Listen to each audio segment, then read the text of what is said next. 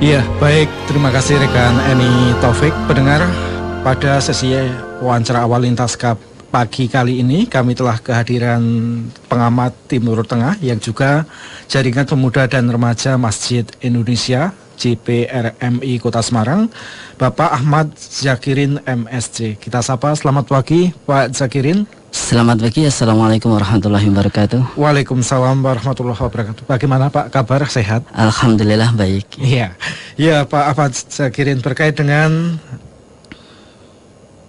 aksi bersama stop pembantaian di Mesir, Pak. Sejauh ini kalau Bapak mengamati, Bapak juga selaku pengamat tentang Timur Tengah, Pak, ya, juga penasihat Jaringan Pemuda dan Remaja Masjid Indonesia JPRMI Kota Semarang kemarin juga melakukan aksi kepedulian. Iya, mungkin bagaimana ini Pak Ahmad Zakirin? Terima kasih.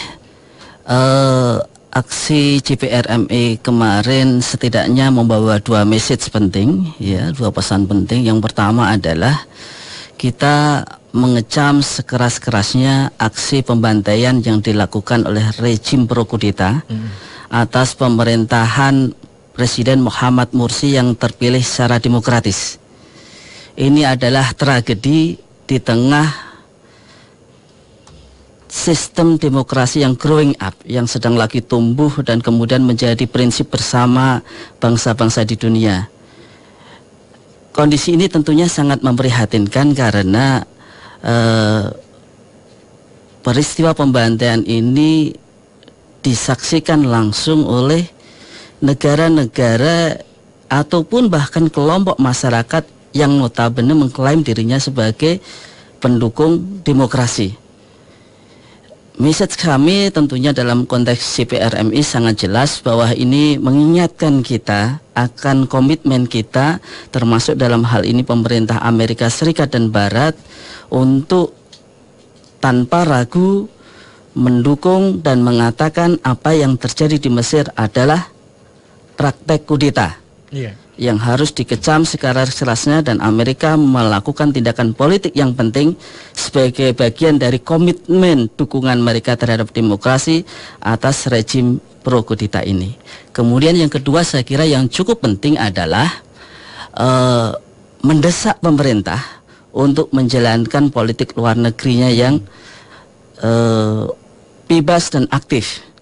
Kontekstualisasi politik bebas dan aktif adalah mendukung negara-negara yang berdiri di atas prinsip-prinsip demokrasi dan kemudian menegaskan kembali status Indonesia sebagai negara terbesar pertama di dunia yang berpenduduk muslim dan menganut prinsip-prinsip demokrasi. Iya. Iya, Pak Ahmad Zakirin, mungkin berkait dengan kondisi di Mesir, Pak, ya. Untuk saat ini kalau Bapak mengamati perkembangannya bagaimana ini, Pak? Saya kira memang satu sisi kita sangat sedih dengan kondisi ini karena perhatian dunia terhadap apa yang terjadi di Mesir bisa kita katakan minim. Karena sampai sejauh ini sejak penggulingan Mursi sudah hampir sekitar 1.000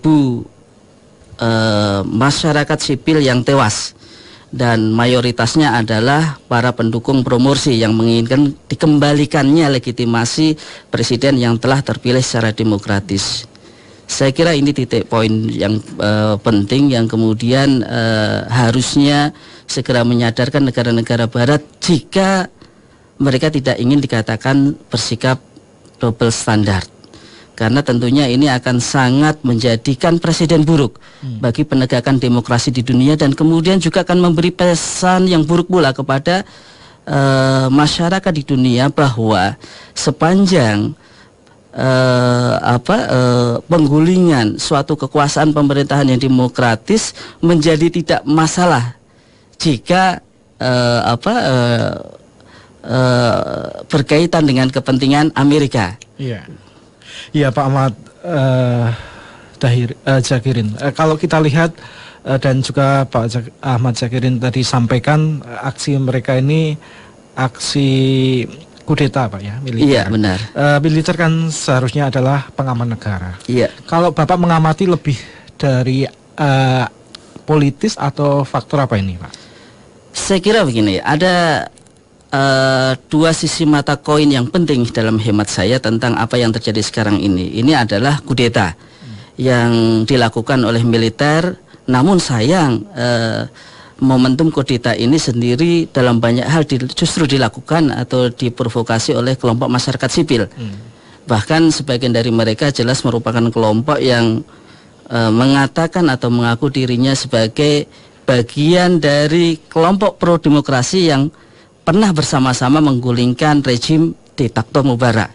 Tapi kemudian karena ada perselisihan politik di tingkat para pendukung pro demokrasi, namun sebagian dari mereka kemudian mengundang militer untuk ikut campur tangan. Ini saya kira adalah salah satu bentuk kelemahan masyarakat sipil dan juga menegaskan adanya sebagian kelompok masyarakat di dalam hal ini kelompok liberal di Mesir yang tidak segan-segan kemudian ternyata mencederai komitmennya dengan mengundang militer masuk ke dalam wilayah politik. Itu yang pertama saya kira. Yang kemudian yang kedua, sisi mata koin berikutnya adalah ada aspek agama. Maksud saya aspek agamanya begini, bahwa dukungan kita ataupun masyarakat Muslim terhadap kondisi di Mesir ini lebih merefleksikan bahwa dukungan mereka adalah dukungan adanya sebuah penggangsiran kekuasaan yang dilakukan oleh dalam hal ini rejim militer dan sebagian kelompok pro-demokrasi yang menzalimi kelompok lain. Komitmen religiositas kita adalah bahwa dukungan kita terhadap kelompok yang dizalimi merupakan bagian dari prinsip ajaran agama. Ini bukan dalam konteks antara apakah ini antara Muslim dan non-Muslim atau kemudian Mesir dalam hal ini Ikhwanul Muslimin dengan negara-negara Barat ataupun Amerika, bukan. Tapi karena ada satu fakta penzaliman, penggangsiran kekuasaan yang dilakukan secara tidak beradab dan berdarah, dan kemudian saya kira menjadi komitmen seluruh kaum muslimin dimanapun berada untuk kemudian membantu mereka, dan bentuk bantuan mereka adalah bagian dari prinsip agama. Saya kira begitu. Iya, kalau kita lihat ini sudah cukup lama ya kesedihannya ini Pak Ahmad Zakirin. Seharusnya bagaimana Pak? Kalau kita lihat Mesir merupakan terkenal sebagai negara demokratis Pak ya sampai sekarang ya. Saya kira ini kembali lagi tadi apa yang saya sampaikan. Pertama, kita ataupun kemudian siapapun kita perlu mengirim pesan yang cukup strong, cukup keras kepada dalam hal ini Amerika dan Barat untuk kemudian saya kira keterlibatan aktif Amerika untuk mengatakan apa yang terjadi di Mesir kudeta, dan tentunya ketika Amerika bersedia mengatakan apa yang terjadi di Mesir itu kudeta, ini memiliki implikasi hukum karena undang-undang di Amerika mengatakan bahwa Amerika tidak mau bekerja sama dengan pemerintahan yang didirikan atas prinsip penggangsiran kekuasaan yang demokratis. Dan itu artinya Amerika kemudian harus memutuskan hubungan dengan pemerintahan yang didirikan atas kudeta. Pada konteks relasi dengan Mesir ini memiliki implikasi politik yang sangat kuat sekali karena militer Mesir adalah penerima bantuan terbesar kedua Amerika setelah Israel, sekitar 120 miliar dolar setiap tahunnya. Itu artinya kalau Amerika dengan kemudian tidak menerapkan double standar dan kemudian bisa menerima kekuasaan demokratis dimanapun, walaupun dalam beberapa hal mungkin berkepentingan dengan bertabrakan dengan kepentingan domestik Amerika, akan sangat berpengaruh terhadap pemerintahan militer. Artinya mereka tentu akan kemudian berhenti untuk kemudian melanjutkan kudeta dan mengembalikan pemerintahan yang demokratis. Dan yang kedua saya kira ini juga kembali mengingatkan Presiden SBY betapa pentingnya peran Indonesia di dunia Islam, karena Indonesia adalah negara terbesar pertama yang mayoritas jumlah penduduknya terbesar Muslim. Iya, dan Mesir merupakan sahabat Indonesia. Iya. Kemudian yang kedua adalah Indonesia negara pertama terbesar yang demokratis. Dan yang ketiga, saya kira yang mungkin tidak banyak diketahui oleh bangsa Indonesia bahwa Mesir memiliki peran besar terhadap kemerdekaan Indonesia. Mesir adalah negara pertama yang mengakui kemerdekaan Indonesia.